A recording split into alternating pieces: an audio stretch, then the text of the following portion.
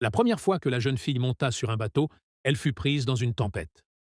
En regardant les voiles, elle fut stupéfaite. Le vent et les vagues étaient si puissants qu'ils faillirent renverser le bateau. Les vagues balayèrent tous les marins au sol. Dans ce moment de crise, elle entendit les marins exiger leur paiement pour continuer à travailler. Le propriétaire du bateau leur ordonna de baisser les voiles. Mais comme ils n'avaient pas été payés, ils décidèrent de partir. En voyant cela, la jeune fille regarda les voiles, ramassa un poignard tombé au sol et le mit à sa ceinture. Elle se dirigea vers le mât et commença à grimper.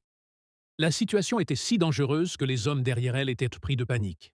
Ses vêtements étaient trempés par la pluie, mais elle serrait les dents et persévérait. Elle atteignit enfin le sommet et sortit le poignard pour couper les cordes des voiles. Mais le vent se leva soudainement et elle manqua de tomber. Elle se releva et recommença à couper, encore et encore. On ne sait combien de temps cela prit, mais elle réussit finalement à trancher la corde. En un clin d'œil, la voile tomba sur le pont. Le navire se stabilisa enfin dans le vent et les vagues. Debout, au sommet, la jeune fille regardait le ciel. La tempête avait à ce moment-là fusionné le ciel et la mer. Cette scène saisissante devint le souvenir le plus marquant de sa vie, à tel point qu'on la surnomma plus tard la déesse de la fortune au jade blanc.